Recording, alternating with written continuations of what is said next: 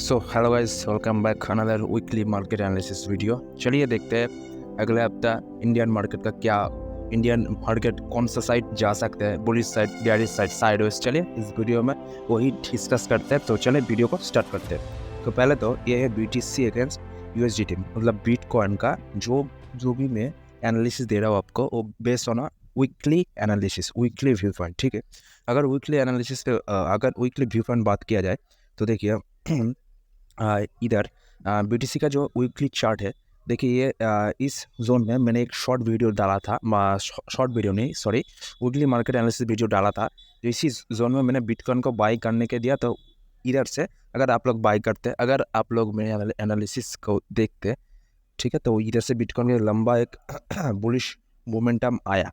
तो मेजर से साइन का बात है, देखिए कभी भी ये जो मूविंग एवरेज है बेस्ड ऑन वीकली व्यू, इस मूविंग एवरेज को कभी भी बिटकॉइन जब ब्रेक करता है तो नीचे के लिए ब्रेक करता है और बहुत ज़्यादा क्या सेलिंग अपॉर्चुनिटी बिटकॉइन में आ जाती है। तो इस बार भी, अगले बार भी यही हुआ, उसके पहले भी यही हुआ। और ये जो हफ्ता है, ये हफ्ते में बिटकॉइन ने अपना ये जो वीकली बेसिस पे ये जो मूविंग एवरेज फॉलो कर रहा था उसको ब्रेक डाउन कर दिया, और ब्रेक डाउन करके एक बेयरिश रेड कैंडल फॉर्मेशन भी कर दिया। तो BTC का जो मेरा व्यू पॉइंट है अगले हफ्ते और कुछ महीनों के लिए साइडवेज टू बेयरिश होगा। ठीक है, तो BTC का ये हो गया। उसके बाद हम लोग देखते हैं US dollar Indian rupees.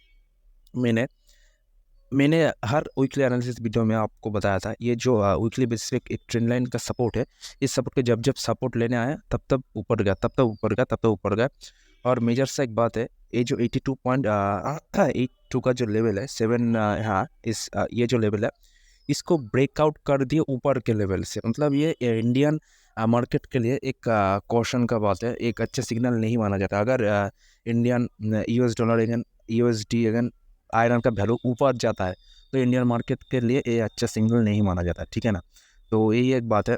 USD iron नीचे गया है, ऊपर गया है, ऊपर ब्रेकआउट कर दिया, जो बैंकिंग सेक्टर के लिए अच्छा नहीं है।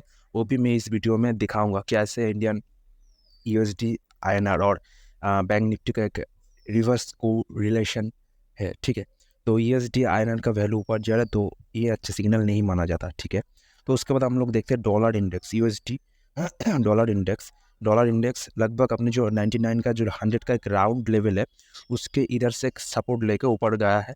और वीकली बेसिस पे एक एक सिग्नल मैं आपको दिखाता हूँ। देखिए जब जब इस मूविंग एवरेज पे रिटेस्ट लेके नीचे जाता है, फिर यही हुआ, रिटेस्ट लेके नीचे गया, फिर इधर देखिए, फिर रिटेस्ट लेके, एक second,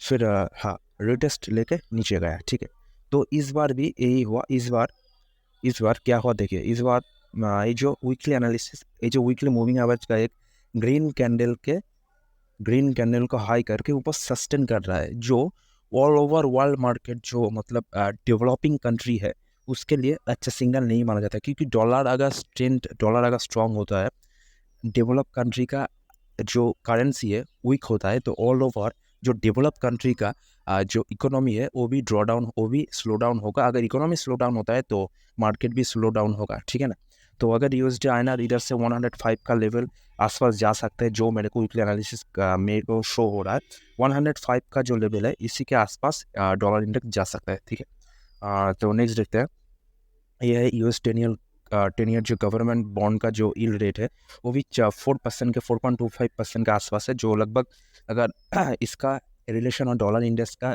relation as well as usual same ही रहता है। अगर ये ऊपर जाता है तो डॉलर भी ऊपर जाता है, अगर ये नीचे जाता है तो डॉलर भी नीचे जाता है। तो ये अपने ऑल टाइम जो हाई है, मतलब रिसेंट जो ऑल टाइम हाई है 4.31 के आसपास ट्रेड कर रहा है। तो देखते हैं इस हफ्ते क्या होता है। ठीक है ना, तो US, इसके बाद हम लोग देखते हैं गिफ्ट निफ्टी है, इसको नहीं देखने का। इंडिया फिक्स, एक मेजर सा बात यही है। देखिए इंडिया लगभग अपने एक सपोर्ट जोन से बहुत दिनों से खड़ा हुआ है, लगभग 3-4 महीने से खड़ा हुआ है, और इधर से एक बुलिश मोमेंटम दिखा रहा है। इंडिया विक्स और मार्केट का क्या रिलेशन होता है देखिए समझिए। अगर इंडिया विक्स, अगर मैं एक सेकंड रुकिए, अगर मैं प्लॉट करता हूँ, एक सेकंड, पाथ इंडिकेटर से मैं दिखाने की कोशिश कर रहा हूँ। ठीक है, अगर ये है क्या है, व्हाट हैपेंड, बस एक सेकंड गाइस।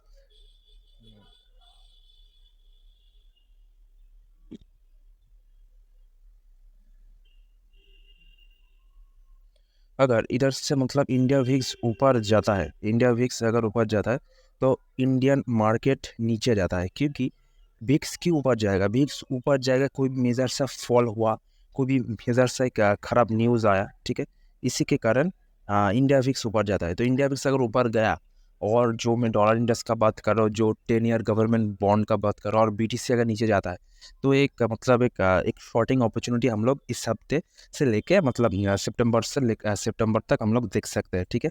एक शॉर्टिंग अपॉर्चुनिटी इंडियन मार्केट दिखा रहा है। तो इंडिया विक्स के बाद अब देखते हैं निफ्टी का, ठीक है ना। निफ्टी का बात किया जाए, देखिए चार्ट को डिसीड करता हूँ। देखिए निफ्टी में अभी भी फॉल होने का स्पेस है, फॉल होने का जो स्पेस है 18,780 तक निफ्टी जा सकता है, ठीक है, जा सकता है। देखिए अगर हम लोग बात करें तो base on weekly view Nifty अपने एक CIP कौन सा है, चेंज इन पोलरिटी कहाँ पे है, 18,900 से लेकर 18,700 का जो लेवल है, ये एक निफ्टी के लिए एक मेजर सा वीकली बेसिस पे सपोर्ट जोन की तरह निफ्टी काम कर रहा है। अगर इधर से निफ्टी ये जो जोन है, इसी जोन के आसपास निफ्टी आएगा, अगर निफ्टी इसी जोन में आता है, अगर इस जोन में आने के बाद कोई भी एक बुलिश कैंडलस्टिक पैटर्न शो कर रहा है, तो वो होगा स्विंग ट्रेड एक्टिवेट। मैं दिखाऊंगा आपको, ठीक। अगर 1 घंटे का टाइम फ्रेम दिया based on weekly view, and this is the Nifty, जो ये जो लेवल है 18,800 से लेकर 700-800 का जो लेवल CIP जोन पे है, CIP जोन पे अगर निफ्टी आएगा तो इधर से एक बुलिश मोमेंटम हम लोग प्ले करके चल सकते हैं। और based on weekly analysis video मेरे को निफ्टी लग रहा है तो थोड़ा बहुत वीकिश नहीं, क्या बता रहा हूँ मैं, थोड़ा बहुत बेयरिश निफ्टी इधर से जा सकता है, ठीक है ना। तो फ्यूचर्स का चार्ट में कोई दिखा, मैं स्पॉट का ही चार्ट देता हूँ। तो बैंक निफ्टी देखते हैं। बैंक निफ्टी देखे, बैंक निफ्टी मेजर्स है अपने, ये जो वीकली बेसिस पे एक मूविंग एवरेज मैंने प्लॉट किया अपने चार्ट में, इस जोन में ट्रेड कर रहा है, ठीक है। ट्रेड करने के बाद अगर बैंक निफ्टी अगर अपने जो ये जो लेवल है 43,000, हाँ, ये जो लेवल है इसके नीचे अगर बैंक निफ्टी जाता है, तो हम लोग एक मतलब बहुत ही ज़्यादा एक अच्छा सा स्विंग बियरिश ट्रेड हम लोग प्लान करके चल सकते हैं बैंक निफ्टी में। क्योंकि देखिए बैंक निफ्टी अपने एक सपोर्ट जोन पे ही है, और निफ्टी में सपोर्ट जोन आने में एक स्पेस है, तो निफ्टी में ज़्यादा अपॉर्चुनिटी है, और बैंक निफ्टी में थोड़ा कम अपॉर्चुनिटी है। किंतु मगर बैंक निफ्टी में जो प्रोबेबिलिटी वाला ट्रेड है, प्रोबेबिलिटी 80 to 85% है, क्योंकि बैंक निफ्टी अपने एक मेजर से सपोर्ट जोन पे है, ठीक है जी। इधर से अगर कुछ बेयरिश कैंडलस्टिक पे फॉर्मेशन शो करता है, तो लगभग हम लोग एक बेयरिश स्विंग ट्रेड एक्टिवेट कर सकते हैं बैंक निफ्टी में, ठीक है। तो उसके बाद बैंक निफ्टी का फ्यूचर चार्ट है, सेंसेक्स का चार्ट है, सेंसेक्स का भी चार्ट अपने सेम ही है निफ्टी की तरह। सेंसेक्स में भी एक स्पेस बचा हुआ है, ठीक है। तो वोलेटिलिटी वीक्स है, अमेरिकन बैंक्स US 30 में नहीं देखा। अब देखते हैं डाउ जोन्स। देखिए डाउ जोन्स को देखिए, डाउ जोन्स निफ्टी की तरह, सॉरी ये है नैस्डैक, सॉरी उनको डाउ जोन्स चाहिए, DJI। डाउ जोन्स अपने एक जो मेजर सपोर्ट को ब्रेक कर ऊपर गया, फिर से ऑन वीकली जो मूविंग एवरेज मैंने प्लॉट किया, इसी जोन के आसपास डाउ जोन्स ट्रेड कर रहा है। ये अगर कन्फर्मेशन देता है, नीचे अगर ब्रेक करता है, तो हम लोग डाउ जोन्स में भी एक फॉल देख सकते हैं, ठीक है। तो नेस्डैक भी सेम है अपने, जैसे बैंक निफ्टी का चार्ट है, मतलब वीकली जो मूविंग एवरेज मैंने प्लॉट किया उसी जोन के आसपास ट्रेड करे, तो नेस्डैक भी सेम वीकली जो मूविंग एवरेज है उसी जोन के आसपास सपोर्ट ले रहा है, ठीक है। और S&P 500 भी सेम। और SSC कॉम्पोजिट जो शंघाई कॉम्पोजिट है, शंघाई कॉम्पोजिट अपने बियरिश टेरिटोरी में चला गया। क्यों चला गया? देखिए बेस्ड ऑन वीकली बेसिस, ये जो मूविंग एवरेज है, इसके नीचे इस जोन के आसपास एक बियरिश कैंडलस्टिक पैटर्न शो कर दिया, और बियरिश कैंडलस्टिक पैटर्न शो करके अपना जो मेजर से सपोर्ट है, इस सपोर्ट को ब्रेक कर दिया। तो लगभग हम लोग शंघाई कॉम्पोजिट में एक बियरिश रन देख सकते हैं।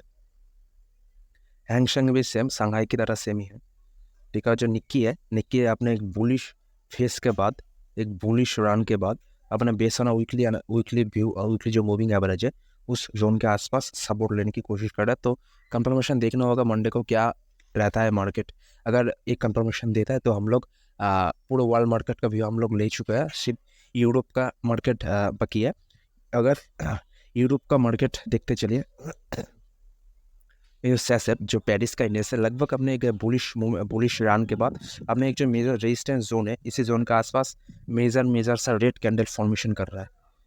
उसके बाद देखते हैं फिटसी, मतलब जो लंदन का इंडेक्स है, लंदन का इंडेक्स भी सेम अपने, ये देखिए अपने एक मेजर सा एक बुलिश रन के बाद एक साइडवेज रन के बाद एक बहुत ही एक मतलब ये थोड़ा अच्छा सिग्नल नहीं है। ऑल ओवर ग्लोबल मार्केट मैंने दिखा दिया तो अच्छा सिग्नल नहीं है। सिर्फ बाकी डैक्स जर्मन का इंडेक्स भी सेम प्लॉट कर रहा है।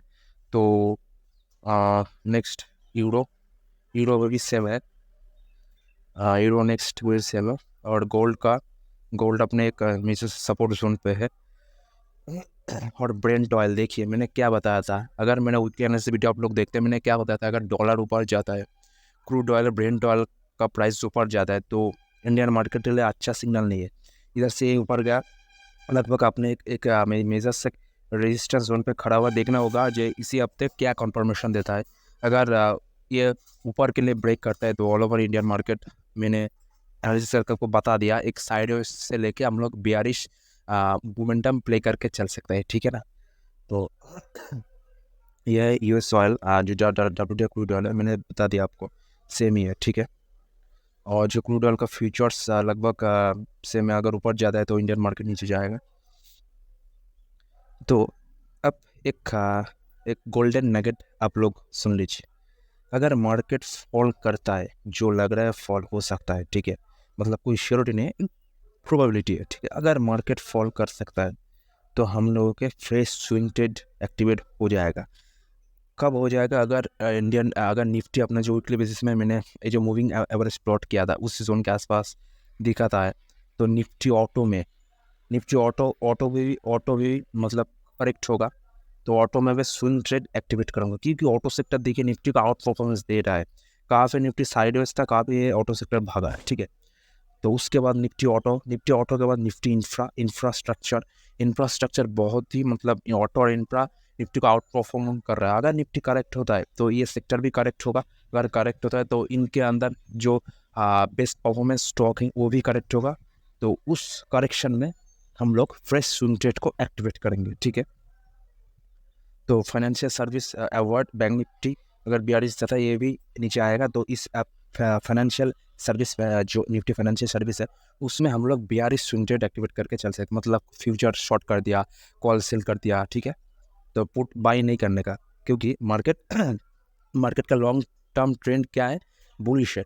तो अगर नीचे जाना होगा तो ऐसे मतलब धड़क से नीचे नहीं आएगा, साइड से होगा, फिर ऊपर जाएगा, फिर नीचे आएगा। इसी में से अपना जो अगर हम लोग पुट या बाई करते हैं तो टाइम डिके के कारण हम लोग उतना ज़्यादा प्रॉफिट नहीं बुक कर सकते, ठीक है। तो FMCG सेक्टर हो, ऑटो सेक्टर हो, इंफ्रा सेक्टर हो, अगर करेक्शन होता है, जो मेरे को लग रहा है करेक्शन होने की प्रोबेबिलिटी है, अगर करेक्शन होता है तो हम लोग इसमें से फ्रेश स्विंग ट्रेड एक्टिवेट करेंगे, ठीक है।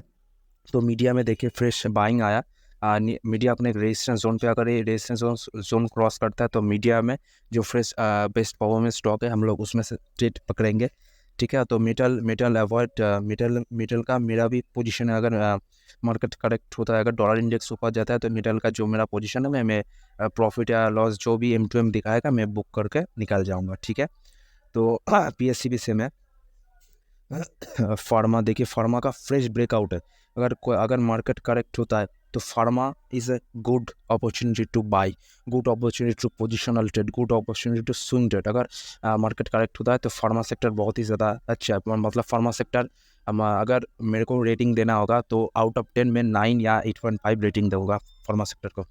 एनर्जी सेक्टर में भी मेरा पोजीशन है, अगर कुछ दिखाता है M2M, अगर प्रॉफिट लॉस जो भी होता है मैं इसको बुक करके निकल जाऊंगा मैं, ठीक है।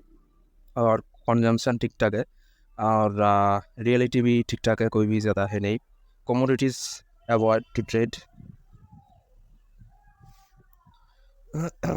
और नेक्स्ट शायद मेरा, तो ठीक है guys, this is the video. अगर वीडियो अच्छा लगता है तो चैनल को सब्सक्राइब कीजिए और वीडियो को शेयर कर दीजिए, और make sure you like the video, and thanks for watching guys.